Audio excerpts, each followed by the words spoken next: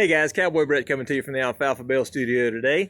I've got another Marriage Men Monday message for you, and I wanted to talk to you today about strengths and weaknesses.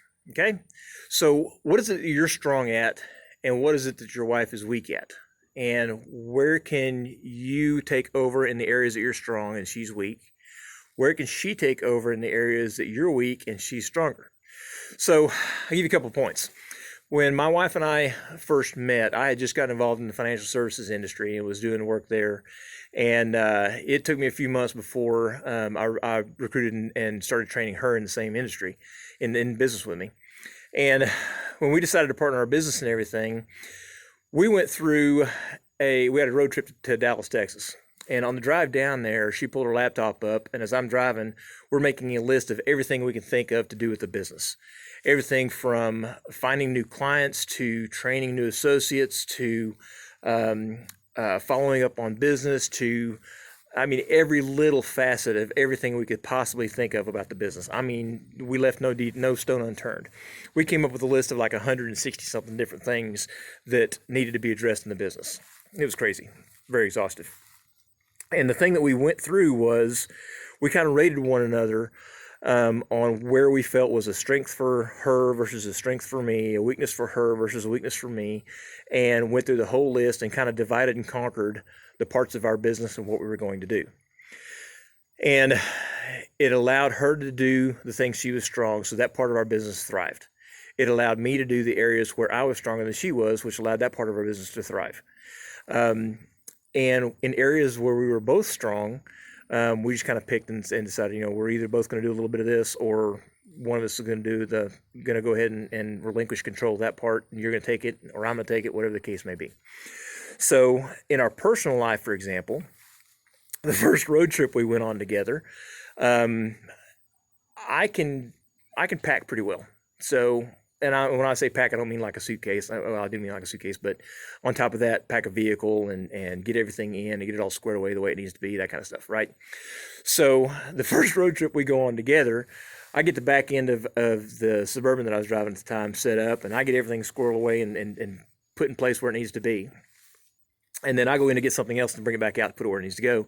And I come back out, and she's got like half of it unloaded, and she's rearranging everything, which completely ticked me off.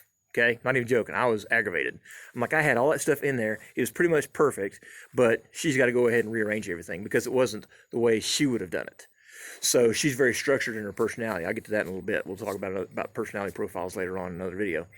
But she's very structured that way. So she's expecting things to be done a certain way and be able to maximize storage and space and blah, blah, blah. So I stepped back and watched all this, and I thought, okay, I can either get ticked off about it and say, what the crap are you doing, lady? I had it all in there in the first place, and you just rearranged everything. There's no point in doing that, and I could start an argument, a fight, and start our trip off like that. That would be not good. So I decided, let's don't go down that path. So I just kept my mouth shut, which I don't do very often in situations like that, so I was kind of proud of myself. Pat on the back. Good job, Brett. Let her do her thing. But what I also decided at that moment is, okay, if she's going to rearrange everything after I've already got it done, she thinks she can do that better than I can, and I'm going to be okay with that. So now here we are 16 years later, and I don't pack anything. I don't put anything where it belongs.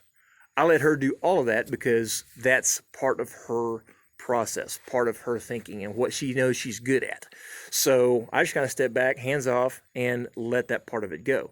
There are other areas of our life where I do better and think things through farther ahead that I know if they aren't done this way, we're going to have a problem down the road. And so when she comes in and tries to take over that piece of it, I'm like, stop. You're not seeing that down there, that if you don't do this right, that's going to be a problem. And she's like, but this will be better this way. No, dear, it'll be better this way now, but down there it's going to be a mess. So let's do it this way because down there is going to be important too. Okay. And she has learned to be able to say, yes, we'll go with that now. It doesn't sit very well with me right this minute. But then when we get down the road and it goes the way I expected it to, she's like, whew, I'm really glad you did that.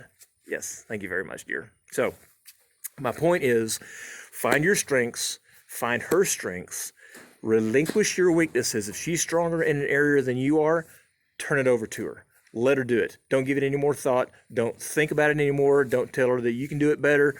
Let it go. Vice versa. If there's an area that she struggles with and you've got the strength in that area, then you step up and take it over. Don't demand it of her. Don't let her demand it of you. It's a two-way street. Remember, we're locked in arm in arm. We're a partnership together, right? We're not trying to dominate one another. But we do need to recognize where I'm stronger, where she's stronger. I'm going to relinquish where she's stronger than I am, because that can happen, believe it or not, guys. And at the same time, she's going to relinquish where I'm stronger and she may be weaker. So make sure that you're going through that together. All right? Hope you guys have a great marriage. Look forward to seeing you down the line. In the meantime, this is Cowboy Brett coming to you from the Alfalfa Bale Studio with another Marriage and Men Mondays message. Hope you guys have a great day. Be sure and hit the like button, subscribe button, punch that share button, share it with your family and friends. Talk to y'all later.